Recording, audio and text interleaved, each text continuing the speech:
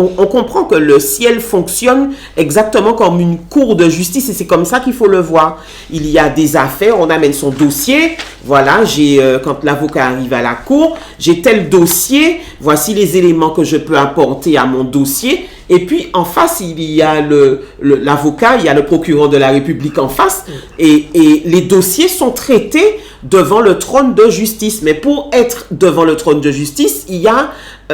c'est pas une mise en scène, mais il y a des lois et il y a des choses à respecter quand on est devant le trône de justice. Et pour les respecter, il faut déjà apprendre à les connaître. Donc, je vous invite vraiment à faire vos recherches et puis à demander au Seigneur qu'il vous révèle la parole, qu'il vous révèle le fonctionnement des différents trônes du ciel pour que vous puissiez comprendre que ce sont des affaires qui sont traitées. Je pense qu'ils sont vraiment au ciel. Ils sont actifs, en fait, à mon avis, ils sont actifs. Un tel vient défendre un tel. Le Seigneur Jésus, il est présent tout le temps, puisqu'on dit qu'il est l'avocat. Ouais. Il est l'avocat. Donc, s'il y a un avocat, c'est parce qu'il y a véritablement une cour de justice. Et il doit être présent tous les jours parce que les dossiers arrivent. Tous les jours, il y a des... C'est ça. Il y a des gens qui montent tous les jours, ils déposent leur dossier, voilà. Il y en a 240 aujourd'hui. Dossier numéro 241, boum. Mais Jésus, il dit qu'il est là tous les jours pour défendre notre cause. Ouais.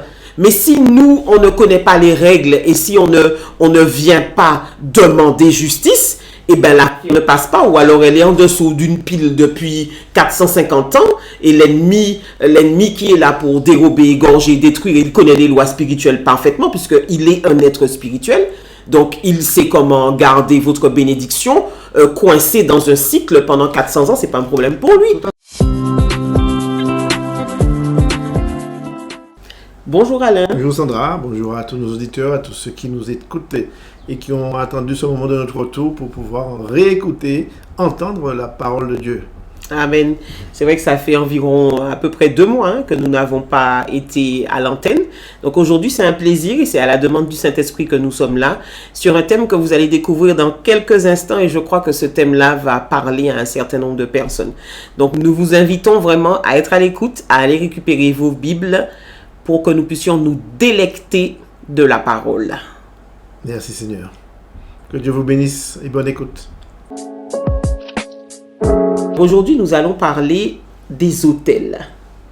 Et la question est la suivante. Je suis chrétien. Comment se fait-il que des cycles répétitifs agissent encore dans ma vie?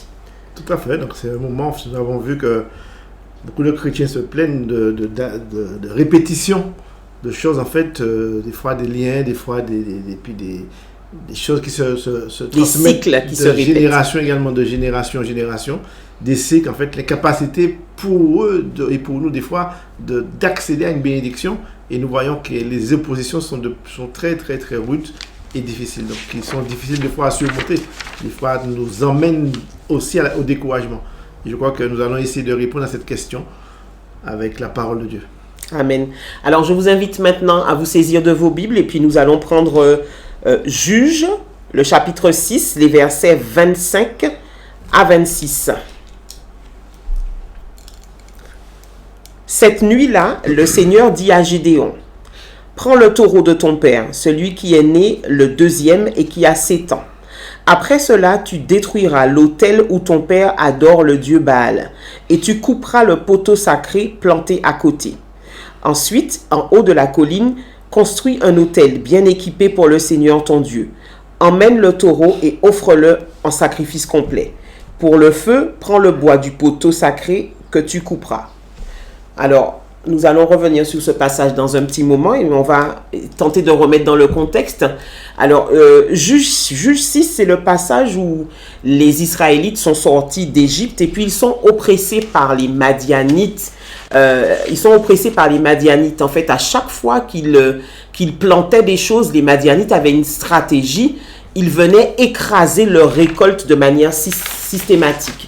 Et donc, finalement, ils affamaient les Israélites en détruisant leur récolte à chaque fois. Et puis, Dieu suscite un prophète qui leur donne exactement la cause de leur malheur. Et ce prophète leur dit, Je vous ai dit, vous qui habitez le pays des Amorites, ne servez pas leur Dieu, mais vous ne m'avez pas écouté. Donc, on voit que c'est à cause d'une désobéissance qu'ils avaient que le Seigneur avait permis que les ennemis, leurs ennemis, détruisent à chaque fois de manière systématique leur récolte. Tout à fait. Et c'est comme ça qu'on en arrive à ce texte-là. Et en fait, il rappelle qu'ils servaient aussi des dieux étrangers.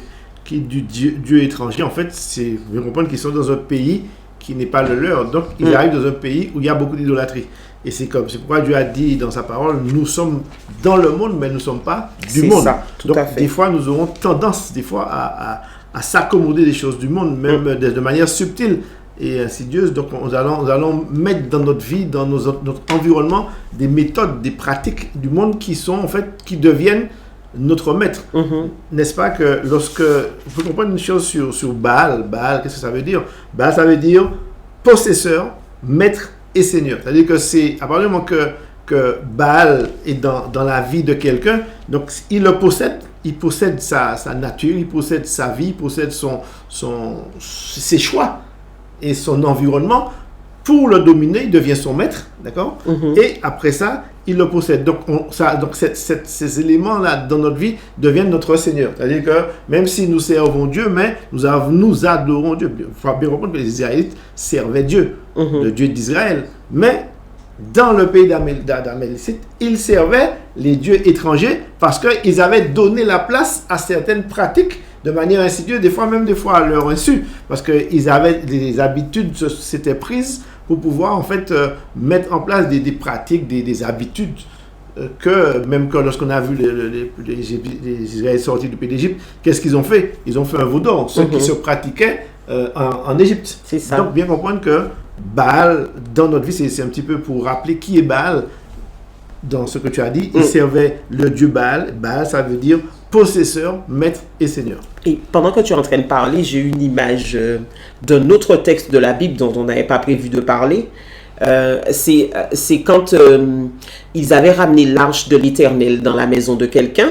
Et le fait que l'arche de l'Éternel était au milieu de la maison, il y avait des choses qui s'activaient à l'intérieur de la maison à cause de l'arche. Et la maison était bénie. Et la maison était bénie. Donc, dans l'autre sens, c'est aussi valable. C'est aussi valable. Voilà. C'est exactement la même chose. Si vous avez un hôtel démoniaque en quelque part, ou bien quelque chose qui va relier tout simplement les puissances des ténèbres à vous, si vous avez quelque chose comme ça dans votre maison, et bien de la même manière, ça va attirer les puissances des ténèbres, puisqu'il y a un objet qui les relie à vous. Voilà, il y a un droit légal, ça s'appelle le droit légal, qui permet à l'ennemi d'être présent. Voilà. Et nous donnons insidieusement une place dans notre vie. Et c'est pourquoi, en fait, il va, donc, comme tu l'as dit dans le verset, il va ravager et détruire tout ce qu'on va entamer. Et c'est ça qu'en fait, c'est ça qui se passait pour le peuple d'Israël. Tout à fait. Pourquoi était-il frappé? Premièrement, parce qu'ils servaient des dieux étrangers. À la sortie d'Égypte, le Seigneur leur avait déjà dit « Tu ne serviras pas de dieux étrangers ». Donc, ils n'étaient pas censés adopter les coutumes des peuples chez qui ils vivaient. Ensuite, ils avaient été jusqu'au point de dresser un autel pour le dieu Baal. Et cet autel, comme on le disait tout à l'heure, était en train de parler contre eux au milieu du camp. Comme tu disais tout à l'heure, ça donnait à l'ennemi un droit légal pour pouvoir attaquer, détruire, oppresser le peuple qui appartenait à Dieu. Donc parfois, c'est ce que nous faisons dans nos vies. On lui donne un droit légal et puis à ce moment-là, quand il a le droit légal, il monte devant la cour de justice parce que la dernière fois, je réfléchissais un petit peu au fonctionnement du royaume de Dieu. On a l'impression que c'est assez élevé, mais le royaume de Dieu fonctionne pratiquement comme une cour de justice. Il y a plusieurs trônes. Il y a le trône de la grâce et il y a aussi le trône de la justice. Pour le trône de la grâce, on dit que n'importe qui peut s'approcher. D'ailleurs, il y a le verset qui dit « Approchez-vous du trône de la grâce afin d'être secouru dans vos besoins. » Donc, tout le monde peut y aller. Par contre, quand il s'agit du trône de justice, j'ai envie de dire, il faut monter en connaissant les lois. Parce que quand on parle de justice, on parle de législation. Et quand on parle de législation, on parle de loi. Et si on ne connaît pas ces droits, eh ben, on ne peut pas faire valoir la justice. Quand un avocat va dans une cour de justice, il connaît le code civil sur le bout des doigts. Et l'ennemi, quand on lui donne un accès comme ça, lui, il part avec et il dit attention, par ses propres paroles, elle a donné un accès légal, donc j'ai le droit de faire ce que je veux, donc je la réclame, je demande que cette âme me soit livrée. Et comme il y a des lois spirituelles dans le royaume de Dieu, et ben c'est comme ça qu'il arrive à dérober, égorger et détruire. C'est parce que nous lui ouvrons des portes. Tout à fait. En fait, bien comprendre que c'est nous-mêmes, en fait, de par notre asservissement à Baal. Ou le manque de connaissance aussi, des fois. Également, qui donne à l'ennemi une autorisation d'agir. Parce que, bien comprendre que quand le peuple, quand on lit la Bible, toutes les fois, vous avez vu que le peuple servait Dieu, priait Dieu, le pays était en paix, c'est-à-dire qu'il y avait de la récolte en abondance, il n'y avait pas la pluie arrivait à la bonne saison, les récoltes se faisaient, et à partir du moment qu'ils se tournaient vers les dieux Baal, vers les idoles, tout de suite, il y avait un changement de paradigme, c'est-à-dire que les événements bougeaient et l'ennemi avait le droit, les Philistins venaient détruire. C'est beaucoup, en fait, souvent, vous allez voir ça dans Juge, souvent dans Juge, comme vous dites, les juges, il y a toujours ces juges-là qui sont là, que Dieu envoie à chaque fois, on va à des périodes différentes, mais il l'envoie pour pouvoir, en fait, régler certains problèmes du peuple d'Israël parce qu'ils ont désobéi, ils ont fait entrer dans leur vie les idoles, et chaque fois, en fait, c'est le même problème qui se pose. Et aujourd'hui, nous sommes confrontés à la même situation, c'est-à-dire que nous, de façon involontaire, je dirais, nous permettons à l'ennemi d'entrer et de venir voler nos biens, nos récoltes, notre argent. Et c'est pourquoi, en fait, lorsque même il y a des lois spirituelles, une simple loi, des fois sur la dîme, par exemple, quand vous lisez Malachie 3, la Bible dit « Apportez à la maison le prémisse de vos revenus, afin que je vous bénisse, et pour vous, je menacerai celui qui dévore. » Donc la dîme, c'est une bénédiction pour ceux qui amènent la dîme. C'est simplement une parenthèse, qui amènent la dîme dans la maison du Seigneur, c'est pas parce qu'on veut enrichir les gens. Voilà. Mais même si les gens s'enrichissent avec ça, c'est leur problème. Mais nous amenons la dîme pour le service de Dieu. Et il y a une bénédiction de Malachie 3. Et pour vous, maintenant, je vais menacer celui qui dévore. Donc on voit que Dieu menace l'ennemi pour ne pas toucher à notre bénédiction, notre argent et à tout ce qu'on va entamer. Et c'est pour, en fait, lorsque nous parlons des hôtels, donc vous allez comprendre tout à l'heure comment il faut la pratique même dans le développement de ce que nous allons dire, Dieu va menacer pour nous ceux qui dévorent et qui volent. Sous couvert de l'obéissance. Tout à fait. Parce que c'est en obéissant aux lois spirituelles qu'on se met sous couvert et que les hôtels ne peuvent plus fonctionner. Exact. Donc, l'obéissance, ça mériterait une émission, une émission à part entière sur l'obéissance. Voilà. Quels sont les actes que Dieu a demandé à Gédéon d'accomplir? Donc, maintenant, nous allons analyser un petit peu ce que Dieu a demandé à Gédéon d'accomplir pour que les hôtels, en fait, ils arrêtent de perdre leur récolte de manière systématique. Parce qu'en analysant les actes que le Seigneur a demandé à Gédéon d'accomplir, on peut transférer ces actes à notre vie en 2025. Donc, la première chose qu'il a demandé à Gédéon de faire, c'est de détruire l'autel. Ensuite, il lui a dit de couper le poteau sacré. Ensuite, il lui a dit de construire un autel bien équipé pour le Seigneur. Donc là, il y a eu un grand remplacement. Alors, le jour de la scène pour les Jeux Olympiques, c'était le remplacement dans l'autre sens. Mais là, on va remettre un remplacement positif dans le sens de Dieu.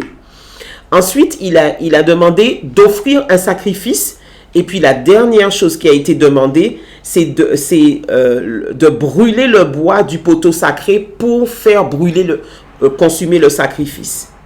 Donc, quand on analyse bien, on voit que c'est un autel contre un autel. Voilà.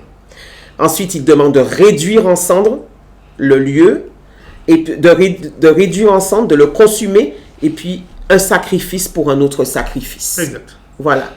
Donc, la première chose à faire, c'est détruire l'autel. C'est-à-dire qu'en fait, des fois, nous avons érigé dans notre vie des autels. C'est-à-dire que l'amour pour certaines pratiques. C'est-à-dire que l'amour pour certaines choses pour lesquelles nous avons du mal à nous en débarrasser. Donc, c'est à vous de faire le point sur lesquelles. Donc, il faut pouvoir s'en débarrasser. Et pour pouvoir accomplir la volonté de Dieu. C'est-à-dire que c'est un poteau qui est devenu sacré dans notre vie, qui est debout là et qui nous tient attachés à lui. Parce qu'un poteau, c'est fait pour attacher tous ceux qui se mettent à côté. Et lorsque le poteau sacré, c'est-à-dire que ça devient quelque chose de sacré.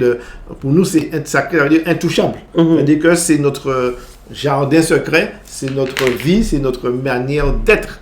Et qui devient en fait quelque chose d'important dans notre vie. Et ça peut être aussi toute forme de pratique. Vous allez voir un petit peu, vous êtes des chrétiens assez fervents pour comprendre que lorsque vous parlez de poteau sacré, de vie, c'est à vous de décider dans votre vie lesquels qui sont inappropriés à la vie de Dieu. Tout à fait. Donc détruire, couper. Voilà. Et ensuite, à ce moment-là, on peut construire un hôtel bien équipé pour le Seigneur. Voilà. Donc, il y a un hôtel bien équipé, il y a un hôtel avec les dispositions spirituelles. Voilà. D'abord, l'Esprit Saint. C'est d'abord l'Esprit Saint qu'il faut intégrer dans notre vie pour pouvoir que l'Esprit puisse rétablir l'ordre. C'est-à-dire que si l'ordre n'est pas rétabli, c'est-à-dire que, parce que sinon on remet ça à l'ordre du jour, c'est un hôtel dans lequel Dieu a la première place. C'est ça. Et c'est pourquoi, en fait, quand on va prendre Osée 2, 18, il dit, en ce jour-là, dit l'Éternel, tu m'appelleras mon mari et tu ne m'appelleras plus mon maître. Et quand, bien comprendre une chose, c'est-à-dire que tout à l'heure on a vu que Baal, ça veut dire maître, possesseur et seigneur. C'est-à-dire que qui dit mari, c'est-à-dire que c'est une relation plus intime. Un maître, c'est celui souvent qui domine. C'est ça. C'est-à-dire qui inflige des sentences, qui condamne. C'est-à-dire qu'un maître, c'est lorsqu'on avait les maîtres esclaves, eh bien, ils n'étaient pas gentils avec les esclaves. Hein. Donc, et le maître va nous imposer ses lois. Le mari va, aimer vos femmes. D'accord? Aimer vos femmes comme Christ a aimé l'Église. Aimer l'Église, voilà. Donc, le mari va aimer sa femme. C'est-à-dire que le mari va aimer, va donner. Et c'est pourquoi la relation avec Dieu sera autre que celle d'une relation de maître à serviteur. C'est pourquoi en fait Baal, ça veut dire maître. C'est-à-dire que la situation dans laquelle nous vivons, par laquelle nous marchons dans notre vie spirituelle qui n'est pas la gloire de Dieu, c'est que cette situation devient notre maître.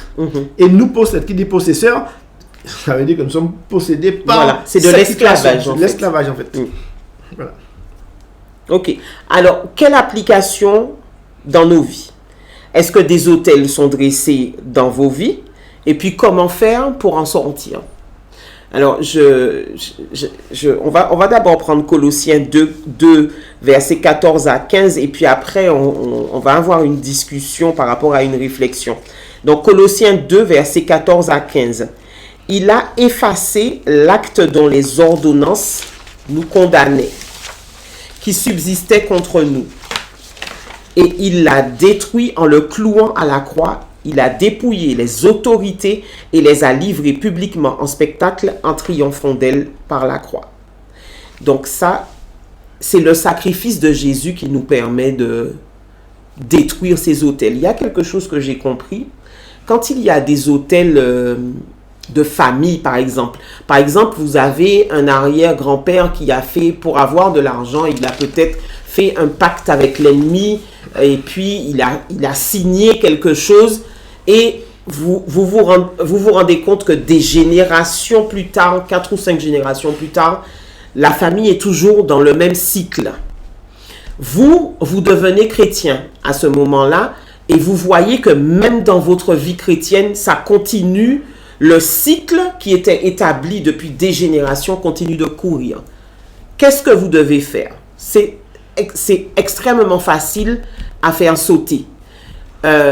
L'ennemi, comme on disait tout à l'heure, quand il monte au ciel pour pouvoir nous réclamer, il monte dans la cour de justice. Et il va et il dit, moi j'ai le droit sur cette famille parce qu'il y a quelqu'un dans la famille, il y a 400 ans, qui a signé telle chose. Et j'ai encore la signature. Et donc, là, je suis installé dans cette famille depuis des générations. Donc, j'ai un droit légal. Vous qui êtes venus au Seigneur, vous avez changé de filiation. Au départ, vous étiez dans une filiation de la chair avec la chair et le sang par rapport à votre par rapport à votre état naturel, puisque vous êtes né d'un père, d'une mère, donc d'une famille particulière, et vous devenez enfant de Dieu à ce moment-là. Vous sortez d'une filiation terrestre et vous rentrez maintenant dans une filiation qui est spirituelle, avec le sang de Jésus qui a déjà payé pour tout. Donc vous sortez d'un état à un autre. Du coup, l'autel qui existait à cause de vos ancêtres n'a plus à agir chez vous. Donc vous pouvez vous aussi monter devant le trône de justice et dire, je suis désolé, je réclame ma liberté. Pourquoi ? Parce que je suis sorti d'une filiation humaine et je suis rentré dans une filiation spirituelle. Donc je ne suis plus sous aucune condamnation. Puisque la Bible nous dit, il n'y a aucune condamnation pour ceux qui sont en Jésus-Christ. Donc, dès que vous montez au niveau, parce que si l'ennemi a le droit de monter au niveau du trône de la justice, à bien plus forte raison, vous qui êtes enfant du Seigneur, vous aussi, vous pouvez monter devant le trône de justice pour faire exercer vos droits. Et donc, vous montez avec ça et vous avez la victoire en moins de 2 secondes parce que vous connaissez maintenant. Mon peuple périt faute de connaissance. Maintenant que vous savez comment la cour de justice fonctionne, vous pouvez monter vous aussi. Il y a une deuxième méthode, c'est la méthode du libre arbitre. Le libre arbitre est une loi spirituelle. Toute personne, c'est même pas toute personne, tout être spirituel, tout le monde est soumis au libre arbitre. Par exemple, Satan, quand il a désobéi, quand il était au ciel, c'est parce qu'il avait lui aussi son libre arbitre. Donc les anges sont soumis au libre arbitre. Nous aussi, nous pouvons exercer notre libre arbitre. Tout ce que Dieu a créé peut exercer son libre arbitre. Donc si vous voyez que vous êtes dans un cycle et qui ne se termine jamais, vous pouvez aussi monter et faire valoir cette loi-là. J'ai mon libre arbitre, quelqu'un d'autre a choisi pour moi, je ne suis pas d'accord avec ce que la personne a choisi, donc j'exerce mon libre arbitre et je dis que je refuse parce que je n'en veux pas. C'est aussi simple que ça. Donc quand le Seigneur dit mon peuple périt faute de connaissance, à partir du moment où on sait, les autels sont détruits en 2 temps 3 mouvements. Vous avez 2 méthodes, la loi du libre arbitre et puis la première que je viens de citer tout à l'heure. Tout à fait. C'est-à-dire que je vais continuer dans Colossiens par rapport à ce que tu viens de développer. Et en fait, ça va nous donner quelques principes même de ce qui peut être des autels de notre vie et la manière aussi de le vivre. Parce qu'il donne que personne, Dieu a cloué nos condamnations à la croix.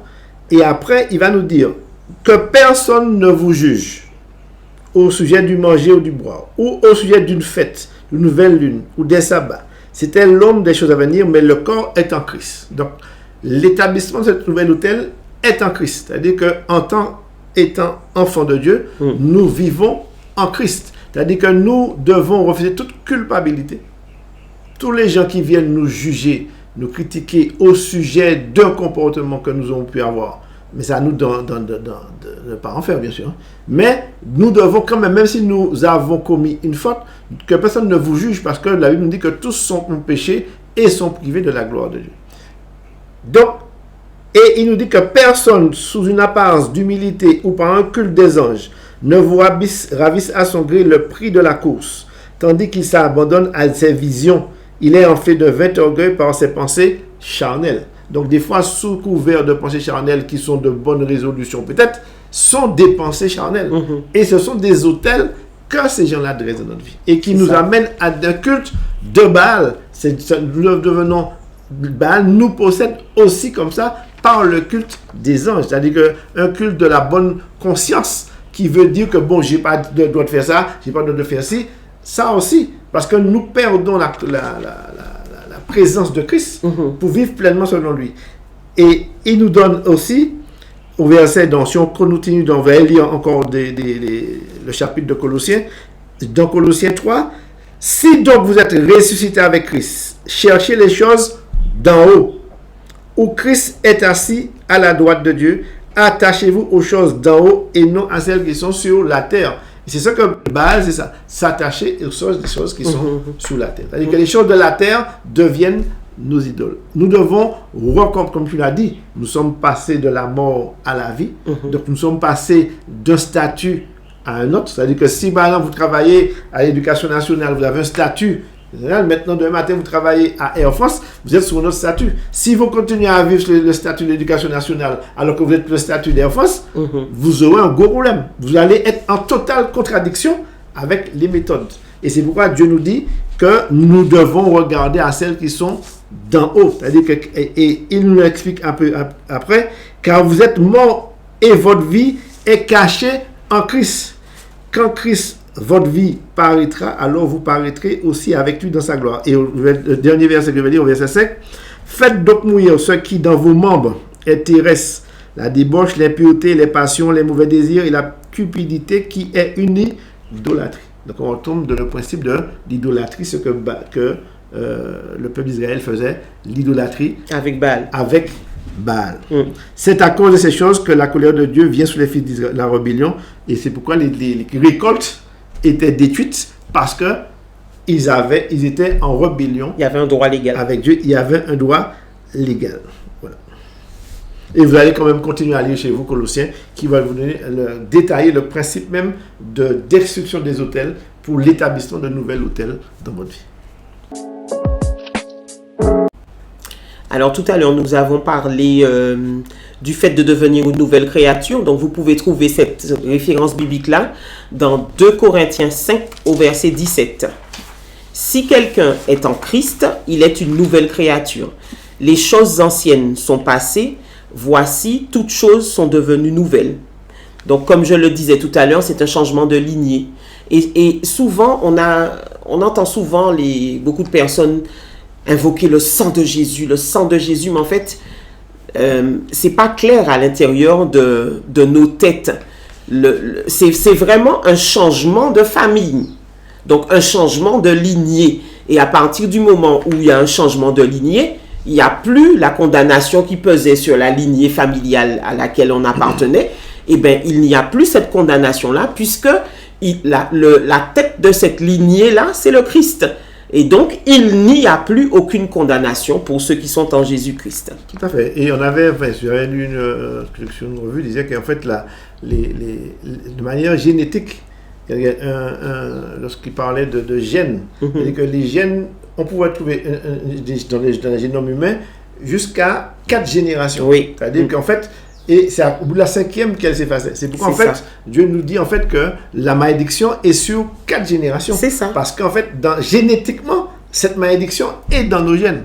Et c'est pourquoi elle dure que 4 générations. Vous pouvez bien comprendre que c'est une bénédiction 1000 générations. Mais une malédiction peut être jusqu'à 4 générations parce que même génétiquement, la malédiction est là. À moins, bien sûr, de la révoquer au nom de Jésus-Christ, de la détruire au nom de Jésus-Christ et de permettre à l'Esprit de Dieu d'effacer ces malédictions pour nous. C'est la puissance de Dieu que Dieu a, comme il est omnipotent. Donc, notre Dieu peut effacer les malédictions que nous avons subies dans nos familles. Tout à fait. Pour pouvoir rétablir l'ordre. Seulement, faut-il prendre position. Bien sûr. Parce que même des fois, quand on n'a pas la connaissance, on voit des chrétiens, des gens qui vont à l'église et qui continuent de tourner en dessous de la même malédiction générationnelle et qui s'en sortent jamais. Voilà. Donc, il faut en avoir la connaissance et puis à ce moment-là, appliquer, demander que l'application de la loi se fasse. Tout à fait. Donc, c'est le principe de la prière. C'est-à-dire que ce que vous avez prié dans ce sens, je vais révoquer au nom de Jésus-Christ, je vais détruire, je vais annuler, effacer les actes que l'ennemi a mis sur nous, sur la famille, sur la génération, sur les parents, de manière ancestrale, et les nouvelles générations pour pouvoir rétablir un ordre. C'est-à-dire que c'est à vous de prier pour demander à Dieu de remettre de l'ordre. Et ça permettra à Dieu de recréer un nouvel autel qui soit basé sur la foi en Christ. Tout à fait.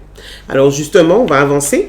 Donc, effectivement, dans le texte de Gédéon, le Seigneur leur avait demandé d'abattre le poteau sacré, de détruire l'autel, et ensuite, il fallait reconstruire un nouvel autel, bien équipé pour le Seigneur. Donc, le sacrificateur, il construisait un autel et il devait brûler le sacrifice. Donc, on voit ça dans Genèse 22 au verset 9, quand c'est le texte sur Isaac et Abraham. Quand ils arrivent à l'endroit que Dieu lui a montré, Abraham construisit un autel pour le sacrifice. Il met le bois sur l'autel, il attache son fils Isaac et le met sur l'autel au-dessus du bois. Puis, il prend le couteau pour égorger son fils. Donc, on a ici 4 choses. l'autel à l'endroit que Dieu a choisi, le bois, qui sont des choses mortes, le sacrifice, donc là c'était le corps de son fils, et puis le feu qui peut symboliser le Saint-Esprit. Donc 4 choses pour rétablir l'autel du Seigneur. Et on peut lire aussi dans Romains 12, verset 11, « Je vous recommande donc, frères, à cause de cette immense bonté, d'offrir à Dieu votre corps comme un sacrifice vivant, saint, et qui lui plaise, ce qui sera de votre part un culte raisonnable. » Tout à fait. Donc, tel Isaac déposé sur l'autel, déposons-nous nous-mêmes sur l'autel de Dieu et devenons nous-mêmes un sacrifice qui sera consumé et qui sera pour lui un sacrifice raisonnable. Tout à fait. Et quand on parle d'autel à l'endroit où Dieu a choisi, ça veut dire que être là où Dieu veut. Ça veut dire que des fois, nous voulons faire beaucoup de choses pour Dieu. Nous avons beaucoup de projets, nous voulons faire des œuvres. Mais en fait, ça peut être du bois, des choses mortes, parce qu'elles ne viennent pas du Saint-Esprit. Il faut bien comprendre que Dieu a préparé pour nous des œuvres d'avance pour que nous les pratiquions. D'accord? Et c'est pourquoi en fait que notre corps soit à sa disposition et l'Esprit de Dieu puisse agir pour que nous soyons à l'endroit où Dieu a choisi que nous soyons. C'est ça. C'est-à-dire que c'est ça le principe fondamental de la vie spirituelle. Et sinon, nous allons faire tout ce que nous allons faire de par nous-mêmes. C'est vrai, c'est bien de plaire à Dieu, de faire des œuvres. Bon, c'est de bon usage, je dirais. Mais à partir du moment que ça vient de la chair, parce que la Bible nous dit que la chair est opposée à l'esprit. Tout à fait. Même si ça peut être une bonne chose, bon. Mais si ça vient de l'esprit, c'est encore mieux. Voilà. D'accord. En fait, comme tu dis souvent, ça doit être fécondé. Si c'est pas fécondé par l'esprit, comme dit l'apôtre Paul, cela ne sert de rien. Je ne sais plus quel verset dit. Oui, voilà. Cela ne sert de rien. Oui, voilà. Donc tout ce que nous faisons doit être fécondé par l'esprit. Voilà. De toute façon, si ce n'est pas fécondé par l'esprit, ça n'a pas de vie. Tout à fait. Parce que c'est l'esprit qui vit. Voilà, le verset c'est l'esprit qui vivifie. La chair ne sert de rien. Voilà. Donc tout ce qui n'est pas fécondé par l'esprit, ce sont des œuvres mortes. Tout à fait, parce que nous avons vous avez chez vous des pondeuses, des poules, ça va pondre tout le temps. Et même s'il va couver pendant une année, ça ne va jamais donner de poussin, parce que cet œuf, il n'y a pas de fécondation. Il n'y a pas eu de coque pour féconder. Donc, il n'y aura jamais la vie. Il n'y a jamais la vie, parce que l'œuf sera une œuvre morte. Jolie, on pourra la manger comme l'œuf fécondé, comme l'œuf qui n'est pas fécondé. On va manger les deux. Ce sera bon, mais il y a une œuvre qui sera bénie et une œuvre qui ne sera pas bénie. Tout à fait. Voilà. C'est un principe que Dieu nous a donné sur le principe des œufs, quoi. Fécondé ou pas. Ça me rappelle le témoignage que je partageais avec toi hier, quand visiblement les scientifiques, le monde scientifique a découvert que à la naissance, en fait, quand le spermatozoïde rencontre l'ovule, à chaque fois ils ont vu qu'il y avait une lumière. À la rencontre des deux, il y a une lumière. Et cette lumière-là, c'est la vie, en fait. Et donc, tout ce qui n'est pas fécondé par la lumière, comme c'est un Jean qui dit, au commencement était Jean. C'est Jean 1. Jean 1, oui. J'ai dit Jean 1. C'est Jean 1, effectivement. La lumière doit être présente pour féconder ce que nous faisons. Sinon, ça ne sert à rien du tout et ça va rester, comme l'œuf dont tu parlais, ça va rester une lettre morte. Voilà. Et c'est la même chose entre les Écritures. Les pharisiens, c'était une lettre morte. Et puis quand l'esprit est venu, à ce moment-là, la parole était fécondée et la parole apportait la vie, l'autorité et la puissance. Tout à fait. Donc, bien comprendre que c'est une manière d'être. On revient encore sur le principe de vivre selon l'esprit.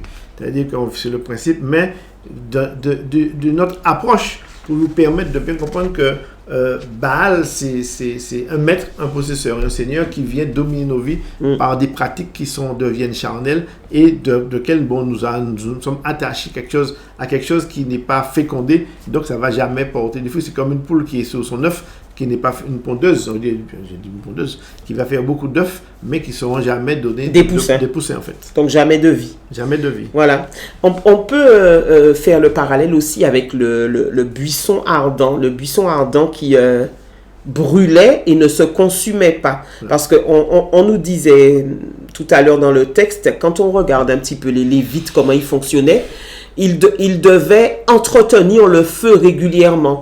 Ça, c'est aussi une autre manière pour que les autels n'agissent pas contre nous. Quand on a un feu brûlant à l'intérieur de nous pour le Seigneur en permanence, les autels ne pourront pas fonctionner autour de nous, puisqu'on est continuellement rempli et rien ne pourra rentrer. Par exemple, quand on est rempli du Saint-Esprit, la dernière fois, j'ai eu une image qui m'est venue à la tête. Si on prend un mannequin vide et qu'on le remplit d'eau, on ne va pas pouvoir rajouter quoi que ce soit d'autre puisqu'il est déjà rempli d'eau. Ben, c'est la même chose pour la vie de l'esprit. Rien ne va pouvoir fonctionner contre vous si vous êtes déjà rempli de quelque chose. Et c'est pour ça que quand il y a des délivrances, d'ailleurs, on enlève exactement le même processus qu'on est en train de décrire depuis tout à l'heure. On enlève l'esprit méchant, mais après, il faut venir tout de suite remplir la maison de la personne avec le Saint-Esprit. Tout à fait. La nature a horreur du vide, je dirais. Donc, remplissez-vous du Saint-Esprit. En permanence. Un autel parfait, sacré pour Dieu. Là. Ça devient un autel sacré pour Dieu. Alors, je crois que nous avons tenté de répondre à la question. Comment se fait-il que des cycles répétitifs agissent encore dans ma vie? Donc, maintenant, vous avez les clés pour pouvoir vous présenter avec la même hardiesse que l'ennemi se présente, parce que je crois que c'est dans Job, je ne sais plus quel texte de la Bible où on analyse, où les anges disaient, mais comment se fait-il qu'il monte comme ça, que l'ennemi monte devant le trône de justice pour pouvoir accuser les frères, et il a le droit de le faire. Ben, nous aussi, nous avons le droit de monter devant le trône de justice pour aller faire valoir nos droits. Donc, il faut prendre l'autorité, connaître la parole et puis simplement nous approcher avec assurance, parce que il y a des lois spirituelles et les lois spirituelles, elles sont valables pour tout un chacun. Donc c'est un principe spirituel que nous avons donné, c'est-à-dire que par révélation Dieu nous parle et Dieu nous permet de redonner en fait ce qu'il nous explique. Maintenant, c'est à vous de mettre en pratique et de comprendre la parole de Dieu pour pouvoir l'utiliser à bon escient en votre faveur. Tout à fait. Et en faveur des autres également. Parce que la connaissance grandit, on ne périt pas. Alors, je vous invite quand même à faire de simples recherches. Et ce sont des recherches qui peuvent être passionnantes. Si vous allez sur Google, tout simplement, et que vous tapez les trônes dans la Bible, vous allez voir qu'il y a le trône de justice, vous allez voir qu'il y a le trône de la grâce, il y a différents trônes. Et quand on se met à imaginer les différents trônes, on comprend que le ciel fonctionne exactement comme une cour de justice, et c'est comme ça qu'il faut le voir. Il y a des affaires, on amène son dossier, voilà, quand l'avocat arrive à la cour, j'ai tel dossier, voici les éléments que je peux apporter à mon dossier. Et puis, en face, il y a l'avocat, il y a le procureur de la République en face. Et les dossiers sont traités devant le trône de justice. Mais pour être devant le trône de justice, il y a... c'est pas une mise en scène, mais il y a des lois et il y a des choses à respecter quand on est devant le trône de justice. Et pour les respecter, il faut déjà apprendre à les connaître. Donc, je vous invite vraiment à faire vos recherches et puis à demander au Seigneur qu'il vous révèle la parole, qu'il vous révèle le fonctionnement des différents trônes du ciel pour que vous puissiez comprendre que ce sont des affaires qui sont traitées. Je pense qu'ils sont vraiment au ciel. Ils sont actifs, en fait, à mon avis, ils sont actifs. Un tel vient défendre un tel. Le Seigneur Jésus, il est présent tout le temps, puisqu'on dit qu'il est l'avocat. Ouais. Il est l'avocat. Donc, s'il y a un avocat, c'est parce qu'il y a véritablement une cour de justice. Et il doit être présent tous les jours, parce que les dossiers arrivent. Tous les jours, il y a des gens. C'est ça. Il y a des gens qui montent tous les jours, ils déposent leur dossier, voilà. Il y en a 240 aujourd'hui. Dossier numéro 241, boum. Mais Jésus, il dit qu'il est là tous les jours pour défendre notre cause. Ouais. Mais si nous, on ne connaît pas les règles et si on ne vient pas demander justice, eh ben la pierre ne passe pas, ou alors elle est en dessous d'une pile depuis 450 ans, et l'ennemi qui est là pour dérober, égorger, détruire, il connaît les lois spirituelles parfaitement, puisqu'il est un être spirituel, donc il sait comment garder votre bénédiction, coincé dans un cycle pendant 400 ans, c'est pas un problème pour lui. Tout à fait. Tout à fait. Je crois qu'en fait, lorsque Dieu nous dit de nous approcher avec assurance de la grâce, c'est-à-dire que nous venons devant le trône de la grâce, c'est-à-dire que nous sommes sur terre, par l'Esprit, nous venons devant le trône de la grâce, c'est-à-dire que nous avons à défendre notre cause pour obtenir justice, que Dieu nous fasse justice. Ésaïe 60 dit, venez plaider. Et plaider. Venez et plaider. Donc, en fait, il y a quand même ce que Sandra explique, est très important, parce que lorsqu'on nous dit de venir devant le trône de la grâce, c'est-à-dire que nous venons devant le trône de la grâce. Parce que le trône de justice que l'ennemi, par lequel l'ennemi va essayer d'utiliser pour nous permettre d'empêcher d'avoir les choses, sera aussi actif. C'est ça. Et nous allons plaider pour pouvoir demander. C'est pourquoi lorsque nous prions, parce que souvent il faut prier avec puissance et défendre nos causes. Oui Seigneur, j'ai le droit d'avoir ça parce que ta parole dit telle chose. Et prendre la parole il est écrit comme parole, il est écrit que tu as dit ça. Donc je te demande pardon avant de tout t'approcher devant ton grâce et demander à Dieu d'abord pardon pour nos péchés, nos fautes, nos iniquités, et s'approcher, monter avec assurance afin d'être secouru. Mais oui. Et c'est ça que nous devons de plus prier avec Dieu. Oui, Seigneur, tu as vu ma situation, tu vois comment elle est difficile. Seigneur, oui, Seigneur, bénis-moi. Non, Dieu nous a déjà bénis. Dieu a déjà acquis. Nous ne sommes pas des pauvres pécheurs ou des pauvres êtres sur terre. Nous sommes des enfants de Dieu. Amen. Avec notre position, avec nos droits. Et le droit que nous avons, c'est de nous approcher de notre trône de la grâce. Avec assurance. Avec assurance. Pour demander à Dieu, donc Seigneur, j'ai le droit d'avoir telle chose parce que tu l'as dit dans ta parole. Donc je réclame avec assurance cela. Ne priez plus avec faiblesse, mais priez avec puissance. Et pendant que tu parlais, il y a un petit adage qui me revient, c'est nul n'est censé ignorer la loi. Voilà. Et l'ennemi joue sur le fait que nous ignorons la loi pour pouvoir nous démonter du matin au soir. Tout à fait. Donc, ayez foi en Dieu. Et apprenez, c'est pourquoi Dieu nous dit de connaître la parole. Si la parole demeure en vous et vous me demandez quelque chose, quoi que vous me demandiez, vous l'obtiendrez. Si ma parole demeure en vous, c'est-à-dire que si nous avons la connaissance de la parole. Tout à fait. D'accord. C'est pas dire que nous ne sommes pas en fait dans tout ce que nous faisons, mais nous avons une connaissance de la parole. Donc il y a un moyen pour sortir des cycles répétitifs et il y a un moyen assez simple de faire entendre ses droits. Amen. Et que Dieu vous bénisse richement. Amen. À bientôt. Alors, on ne peut pas vous dire à la semaine prochaine. Ces jours-ci, ce n'est carrément pas possible. Donc, nous vous disons à bientôt. Amen.